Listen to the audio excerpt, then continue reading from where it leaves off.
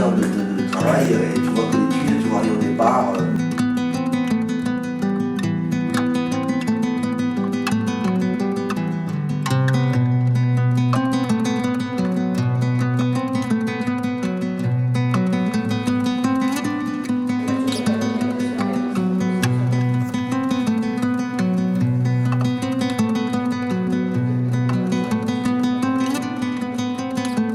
Eh bien, mon prénom c'est Salvador, mon nom c'est Caval et je suis aquarelliste. Quand on choisit cette voie-là, c'est ni pour la gloire ni pour l'argent parce que c'est la peinture la moins reconnue et la moins bien payée, mais c'est une passion. D'ailleurs, nous disons aquarelliste.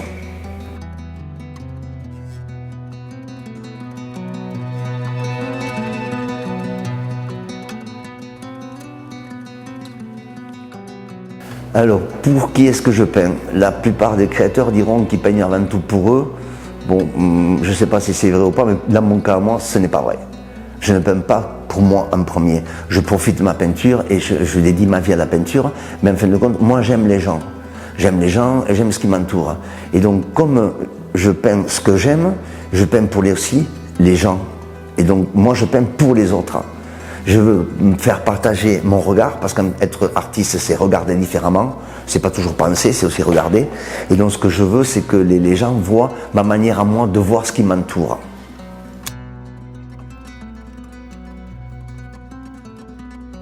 Je ne peux pas voir la vie en tant que peintre, parce que ça serait faux. Je vois la vie comme Salvador, tout le monde m'appelle Salva. Ce que je vis, ça se dérive sur ma peinture, mais ma peinture ne dérive pas sur ma vie. C'est deux choses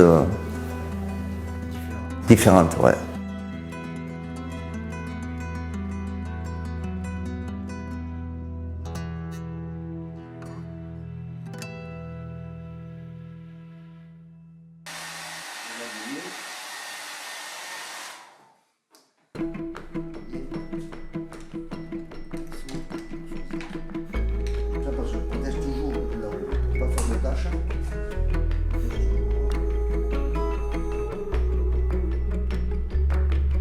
Je pense que c'est là où on sent vraiment qu'on a le sentiment de ce que ressentent les gens, c'est pas quand ils me parlent, ou quand ils me disent « Ah, c'est beau, j'aime ce que vous faites », c'est flatteur, mais je le prends tel que c'est. C'est-à-dire, par contre, quand je vois des gens qui rentrent, qui ne parlent pas, et qui s'arrêtent devant un tableau, une fois, deux fois, et je vois leur regard, c'est dans le regard des gens que je vois vraiment ce que fait, ce qu'amène, ce qu'apporte mon travail aux autres.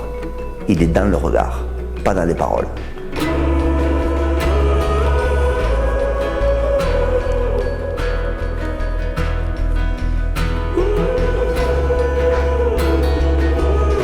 Et le plus beau compliment, c'est de voir deux personnes qui sont en train de se regarder, qui regardent une de mes peintures et qui quasiment sans se parler font.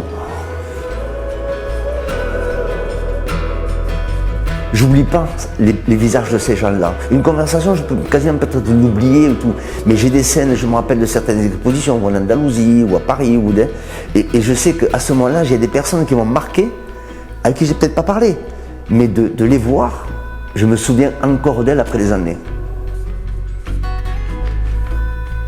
Quand je commence, je suis un peu comme les Japonais qui tirent une flèche, c'est-à-dire que bon, je peux avoir 4 coups de crayon, et je peux rester 10 minutes, un quart d'heure, 20 minutes, demi-heure devant une feuille blanche.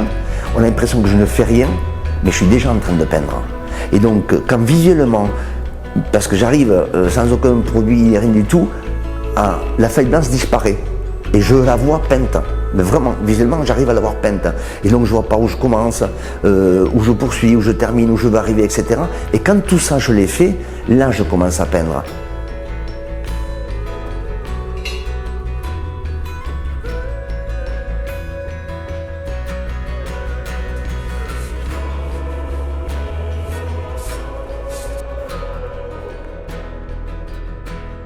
Alors nous, en général, les créateurs, on est attachés à nos œuvres et on a une relation très difficile avec l'argent. On en veut, mais nous séparer, c'est jamais un bon moment. Et c'est l'espace de quelques heures qu'on a un bain de foule et un bain de champagne. Et donc au bout de 3 semaines, on revient et sur les 60, il en reste 15 ou 18. Et donc là, c'est le coup au cœur. Pourquoi? Parce que là, on a tout perdu. Ah, le chèque à la sortie, il est conséquent. Mais le chèque ne compense pas le coup au cœur qu'on a. Parce que là, tout est parti. Tout est parti. Et donc, on se sent vraiment vidé. On a vraiment perdu quelque chose d'important.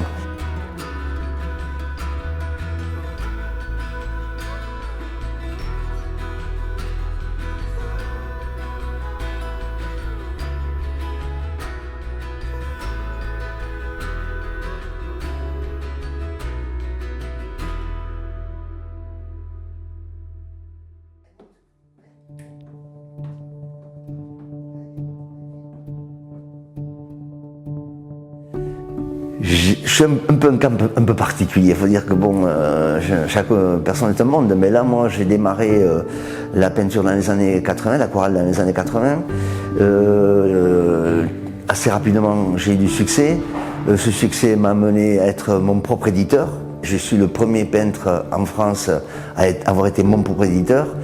J'ai ensuite été éditeur d'autres peintres et donc j'ai eu galerie, atelier encadrement, imprimerie, maison d'édition. J'ai fait la boucle complète.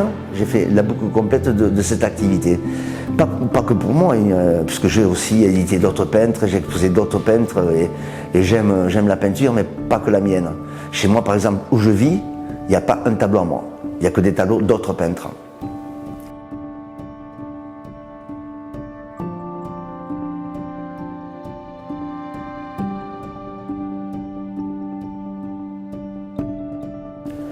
Et arrivé ici à Marteau-Tolosane, ça a été un parcours entre la France.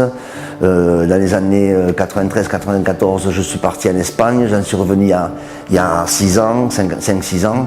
Et c'est justement au retour d'Espagne que j'ai laissé complètement la couleur après 35 ans.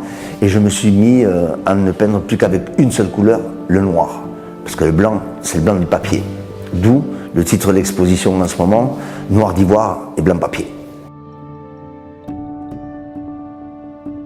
Grâce à la notoriété, entre guillemets, j'ai réduit mes expositions et j'ai voulu toujours avoir ma propre galerie, c'est pour ça que j'étais galeriste, et vendre moi-même mes œuvres le plus possible. Parce que quand je vends une œuvre à quelqu'un avec qui j'ai passé ne serait-ce que 10 minutes, un quart d'heure à parler, j'ai un visage, j'ai quelqu'un.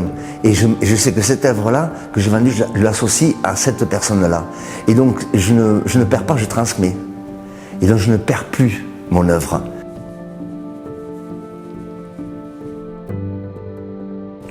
Je ne pense pas que j'aimerais qu'on retienne quelque chose de mon art. Moi, je pense que ce que je voudrais, c'est que les personnes qui m'ont croisé ou les personnes qui ont vu ce que je faisais, que dans leur vie, je sois une bouffée d'oxygène.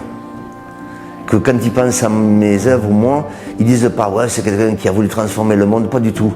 Mais que je leur apportais un grand sourire, quelque chose qui les fait être bien. Parce que moi, la peinture me fait être bien.